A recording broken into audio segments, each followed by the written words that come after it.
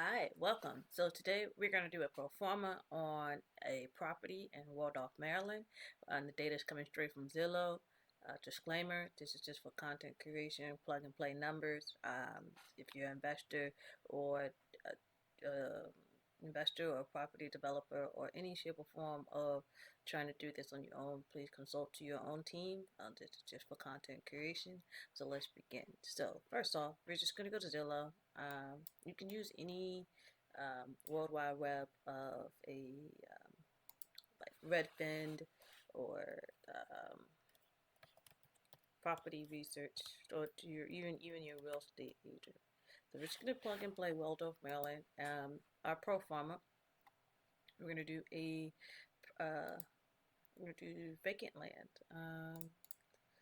We're gonna uncheck condos, apartment. So we're just gonna do land.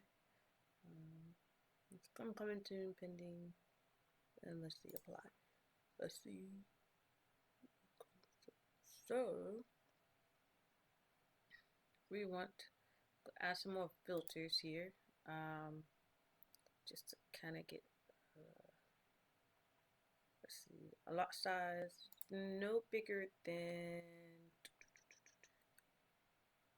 10,000 square feet, which is fairly average of a single family home lot. So let's see what this brings down. So no results. So started up to 10,000, similar nearby.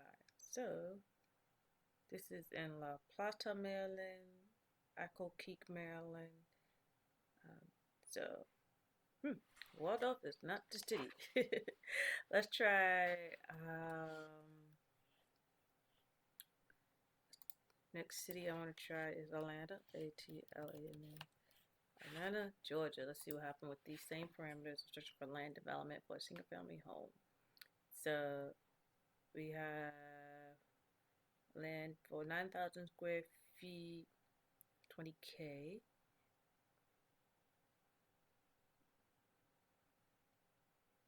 I do not know Atlanta well. Dun. Southwest Atlanta, Georgia for sale. Look like it. This particular land look like it may have uh, not as extensive of land development because there's stairs. So that tell me that there was some type of utilities and on site. Only one photo. Okay. All right. Let's see. Only one photo. Let's see here.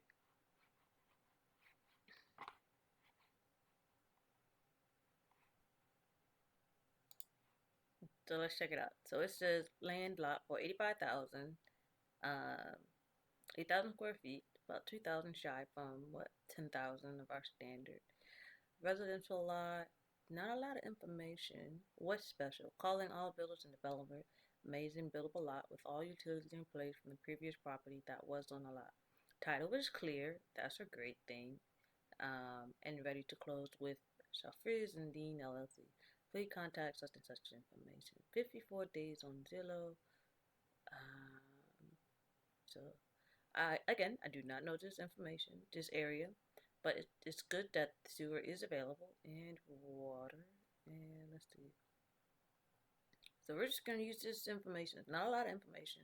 I have not personally visited the site, but we're just gonna go for Western Atlanta, because we didn't see anything in Waldorf. So what we're gonna do, we are going to take the same information and plug and play into our pro forma. So join me in the pro forma. So let me put this over for you guys can see what information we are going to work with here.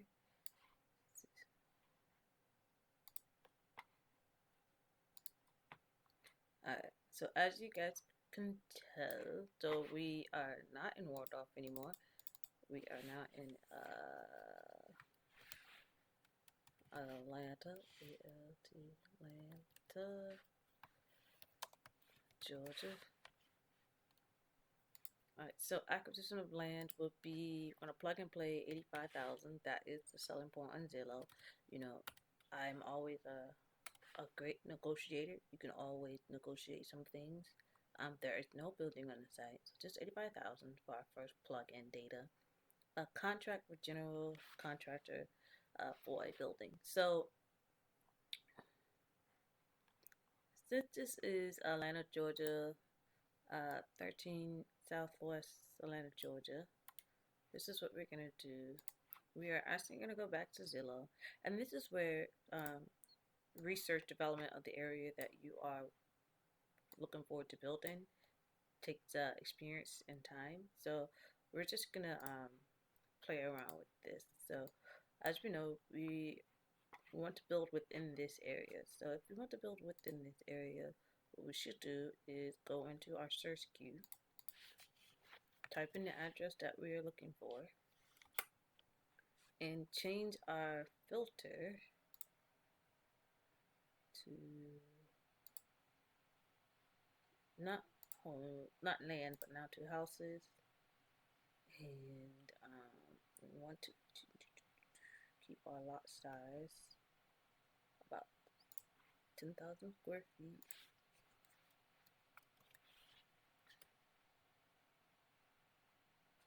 Okay, maybe before I press enter, do Southwest Georgia. If it works that way. I don't think it works that way. So Centerboro, Swansboro.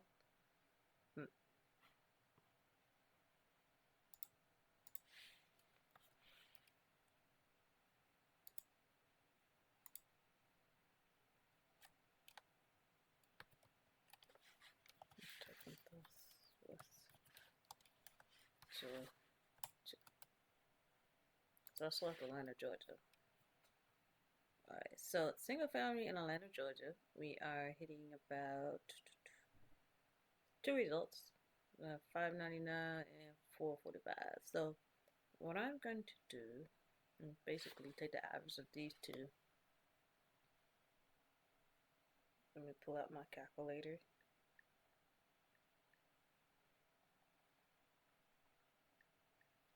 Again, I haven't thoroughly researched this market. This is all on the fly right now. So 599, 900 plus 445. Because what I will also do in this case is also consider historical data as far as what was sold in the last 6 months, and then gather the average sale of a house compared to bedroom and bath and square footage. But so on the average of these areas, these homes sell about 522,450. So if we go to our general contractor Excel worksheet, I'm just gonna make a note here that the average house is 522,450. So let me flip over to my thing so you guys can see what's happening. So we're gonna go back to our Excel and start plugging in our data. So now general contractors, they're typically about 20% of the overall price of the home. So the 522,450 times 10% is about 52,245. That is very a low number. But like I said, we're just gonna see what this takes us. So a contract with the general, including profit, overhead, and general condition.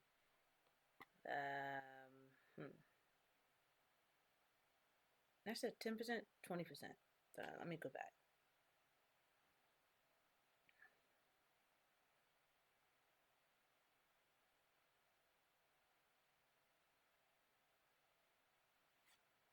10% is usually the engineer's fee, but we're just gonna do this time 20%. about, that's a better number. So it's like, this is a low number. 10,04490. It's going to cost about $100,000 for the contract to build. And then bond premium, I typically think it depends on state to state and location. As far as Maryland is for general contractors for home improvement, uh, small bonds starts at 20,000 and then it goes up to 100,000 to a million. But just for the sake of this example, we're just gonna go with 20,000. This is not realistic, but you know, life happens. So total construction, as you can see, it will cost about 134,939 dollars. Now remember, the house was being sold for 522,000. So there's some backhand here about some, like, when it comes to building and development, like there's a lot of money on the table. All right, so soft costs. So permits and fees, the contractor is required, is the most AIA contractor is responsible for paying for building permit and fees. Um, we're gonna give it a generous of that 522,450. We're just gonna give it about 3% of the project. Nope, nope, nope, nope. We don't want to do that. Because every agency, not agency, but local, like, permit building codes have different fee structure. It can be very expensive or it can be very cheap. So we're just gonna go for about $2,000. Again, these are just ambiguous fees. Architect or rehab specialist or spec estimate. So this is a brand new house, new build. So our contractor was 20% of the contract of the total purchase price. Just gonna go with 522, 450. An architectural fee is usually half of a contractor times 10%. So architect is about 52, 245, $52,245. That is later divided into their consultants and their sub consultants. So engineering, of that 52,000, we're going to times, let's see, 8%.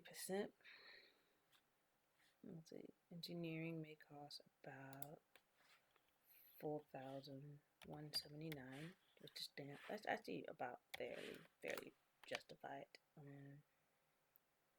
Environment and site specification review.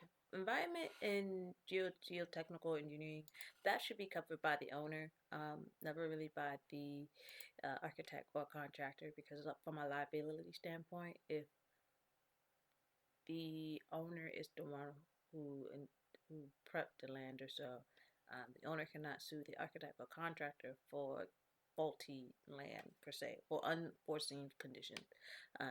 You really want that to be on the owner's side, so that way whatever design or built is built onto that land is built to the best of the knowledge, and not necessarily opening themselves up to unforeseen site condition. So at the site, it looks like another home was on the site. So the reason why the home is gone, we do not know. But the land could be fairly stable. Um, let's see, acquisition and closing, legal and recording fees. I'm going to give this about another $5,000 just for closing. Um, but the title search and title insurance, we're gonna wrap these two together. These two go together. Let me highlight these two, because it said in the description that the title was clear, so we don't have to really worry about the title search. But it's very important to do your due diligence. You always want to do your due diligence. Survey, we might be able to find a plot at the courthouse, but it's also important. Appraisal and rent comparable.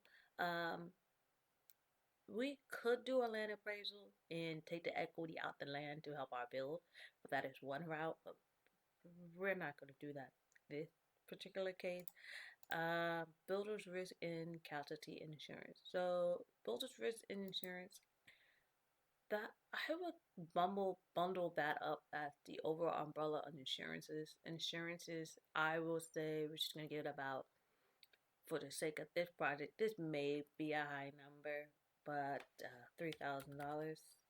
Again, I don't really have a baseline. This is just what I think what may be out there. But as more I do this, the more I can probably get a better feel of it.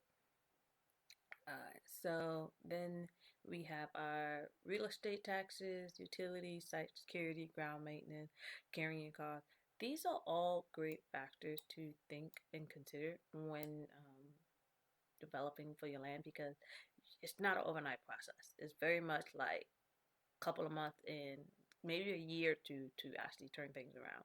So site security, I do not know the area, but we do want to be able to like put fences and bring power to the site for our subcontractors and other contractors to get this project started.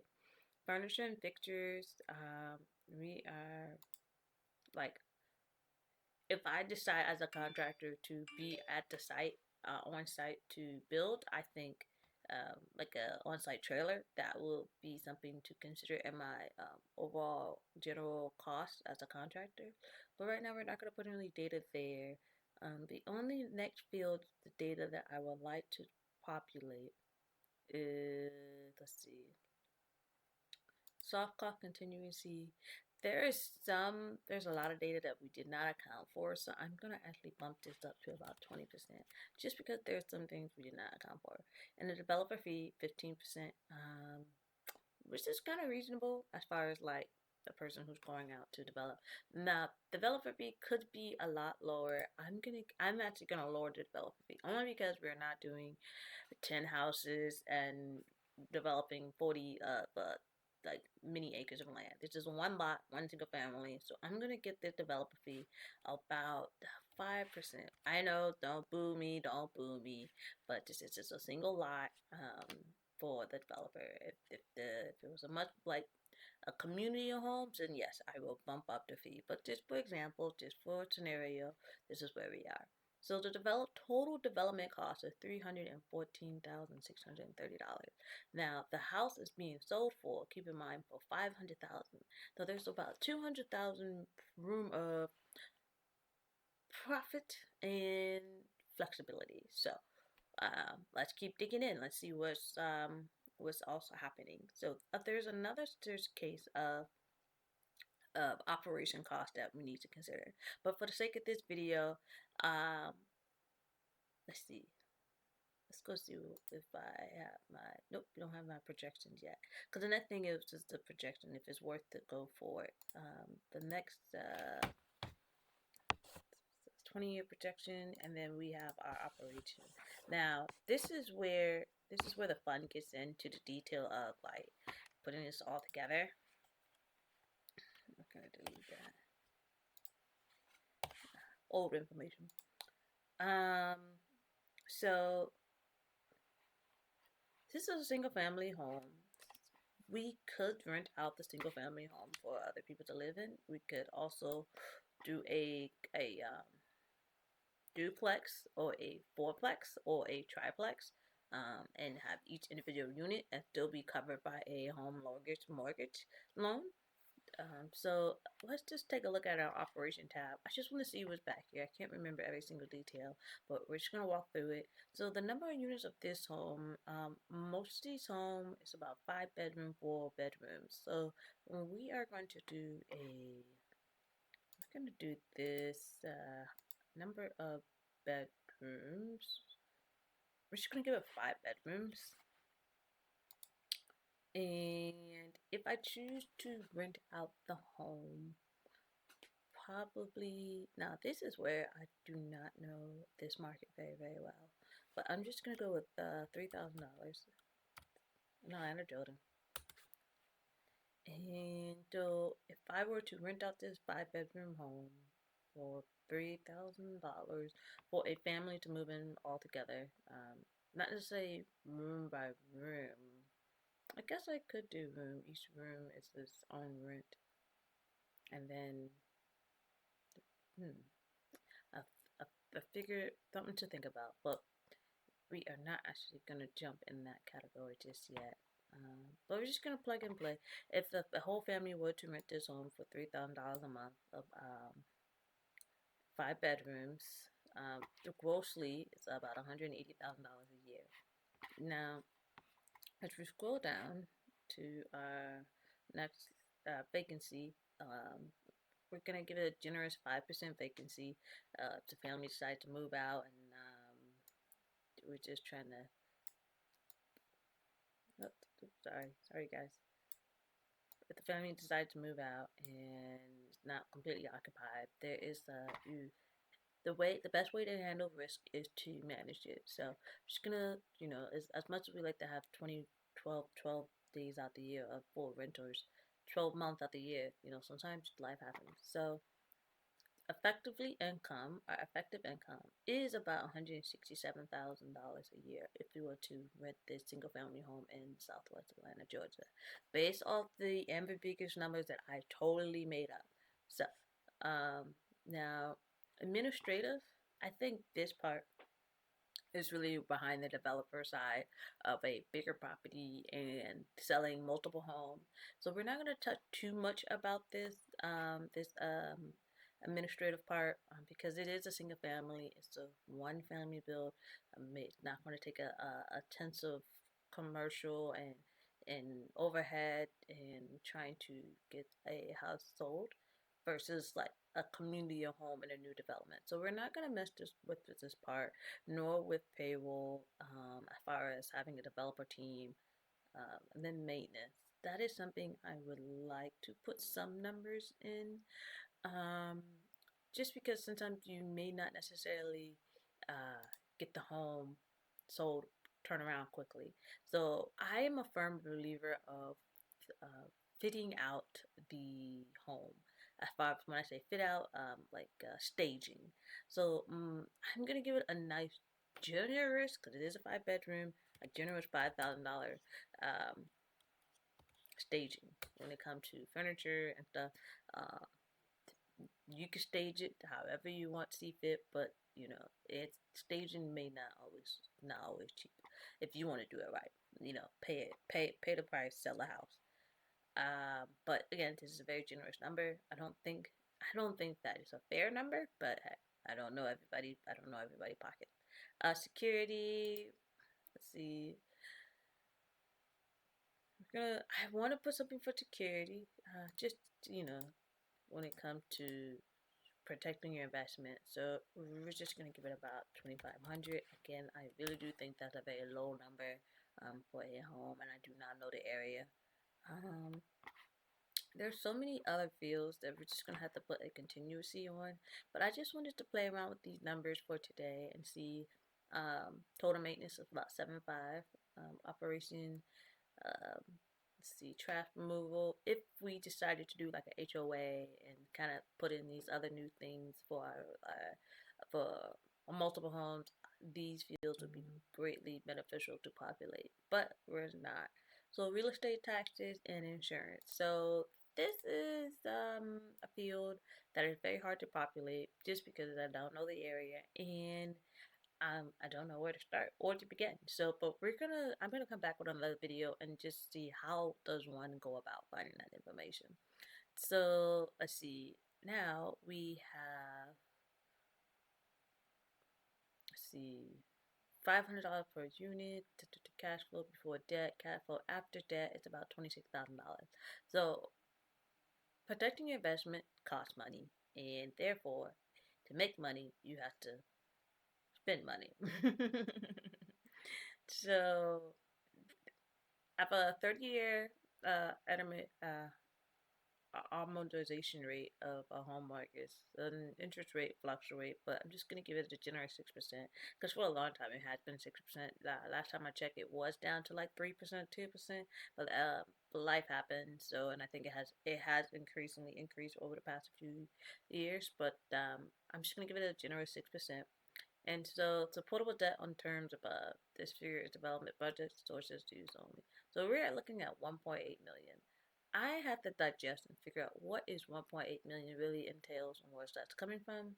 But with that doing said, we did populate this side, so let's see what our 20 years projection is.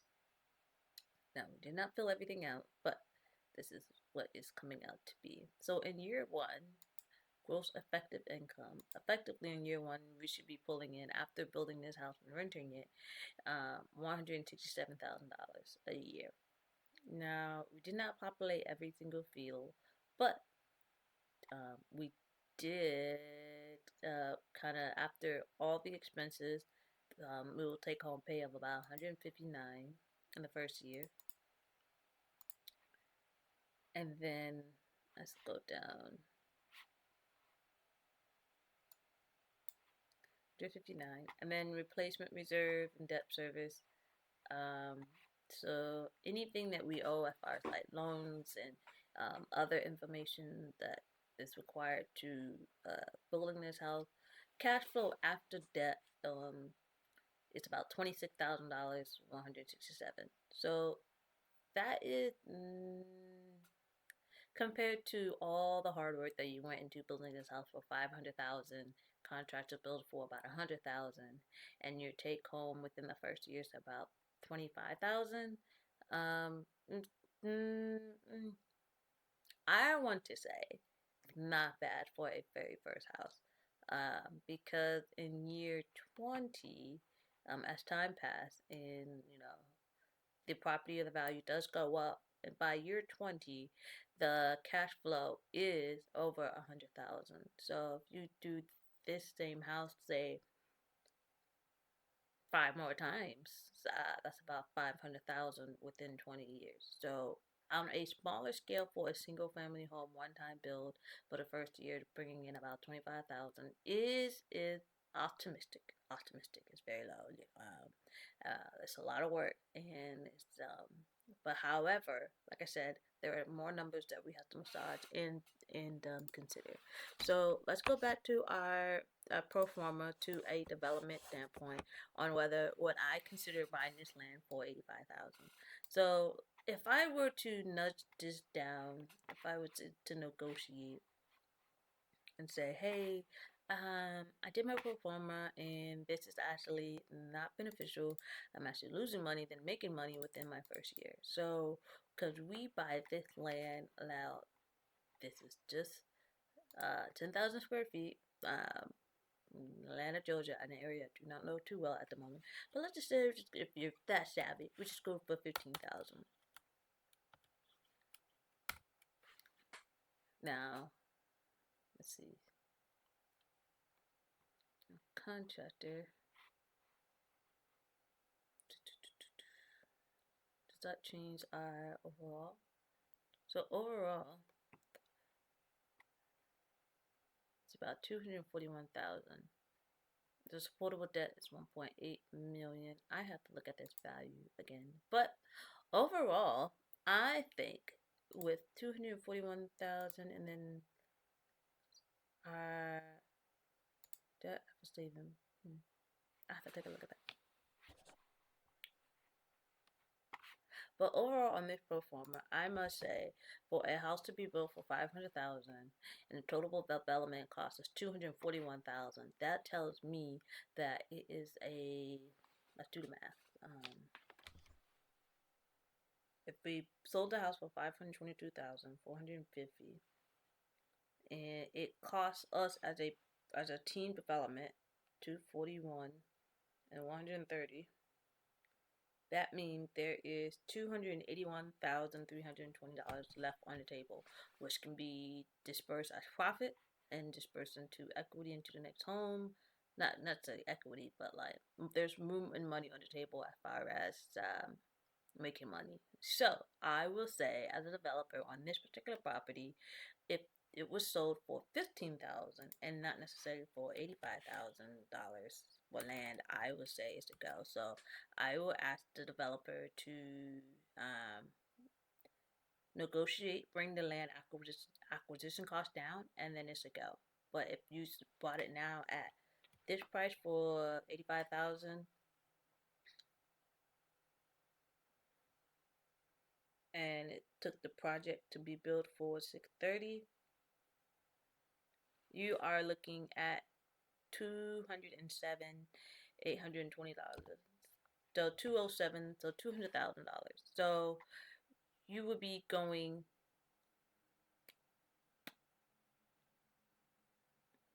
you'd be well, going right down the middle. You're not necessarily making a lot of profit, but there's a lot of unforeseen that we have not calculated. So throw another $100,000. You're looking at $400,000 out of that $500,000. Your take home is about $100,000. So I believe in having more, be able to take home more unpredictability. That way, the unexpected can be paid for. So I would say for this property, you got to negotiate the land acquisition cost down, and then this will go. But there goes my pro forma for this particular property in Atlanta, Georgia. I hope you guys enjoy.